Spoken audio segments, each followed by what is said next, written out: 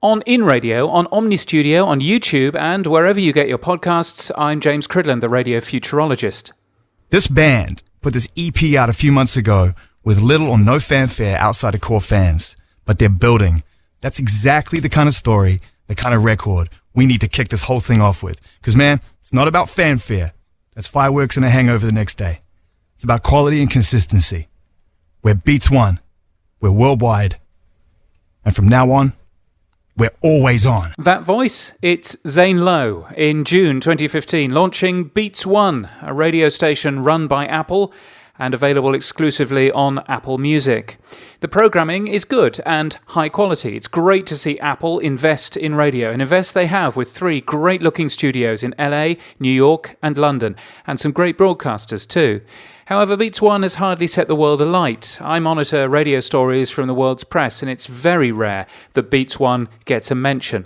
I'd assumed it was a failed project, which is why I'm interested to see Larry Jackson. He's Apple Music's head of content, and he claimed in an interview recently, "It's the biggest radio station in the world. There's no way you're going to find another radio station that has as many concurrent listeners and audience-wise as Beats One, period." Well, is that a fact? Or is that an alternative fact? Concurrent listeners means what you think it does, that at any given second there are X thousand people listening. So what number does Beats One need to beat?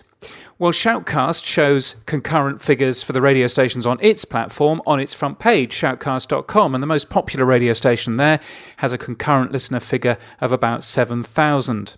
When I'd stand in reception in the UK's Absolute Radio, they had live stats from their streaming infrastructure showing total online concurrent figures. It's no longer there, but when it was globally available, I remember it saying numbers as high as 15,000. I'm told there are similar figures for some Bauer stations these days, just in the UK. A correspondent from a large national European broadcaster tells me he's doing 15,000 concurrent streams as well, and has space for 25,000 if needed, but it never has been. I've heard of some stations going over 250,000 at their big event of the year. Local stations in the US won't be as large though, more competition, less coverage.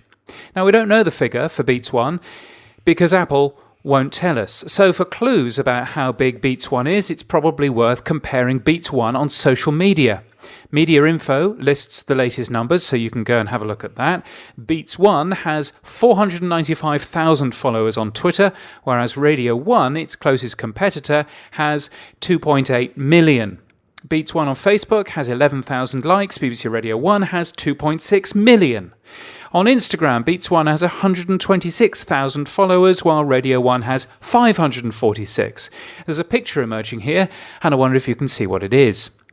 Apple Music is the only way of listening to Beats One. Now on Android it has between 10 and 50 million installs and 146,000 reviews. TuneIn has 10 times as many, 100 to 500 million installs and 1.3 million reviews. Now of course Apple Music is pre-installed on iOS, though Spotify has twice as many paid subscribers.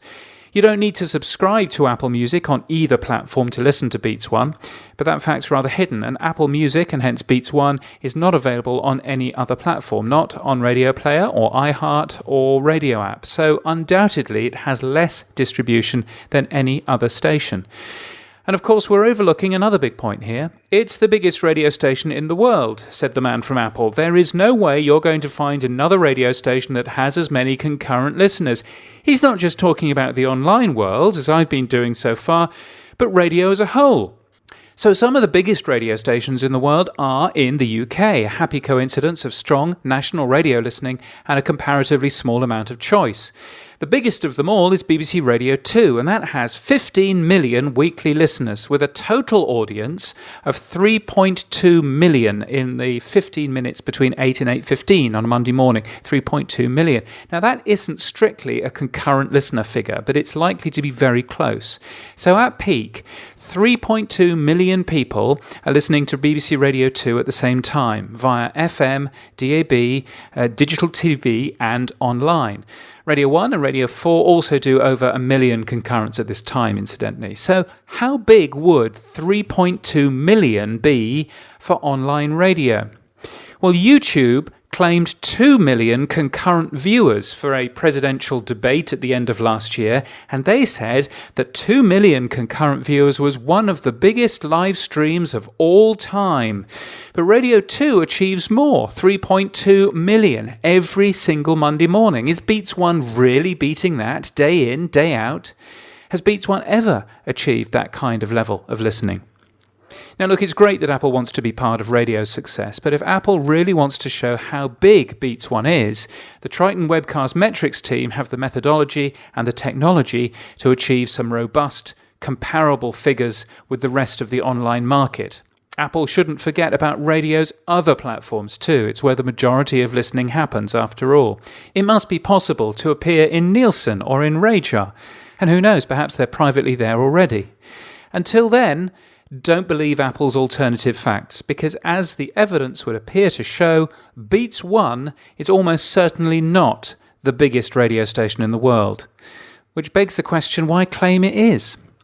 You can get my weekly newsletter at james.crid.land. It's very good and very positive. And until next time, keep listening. Just not to Beats One. But you weren't listening anyway.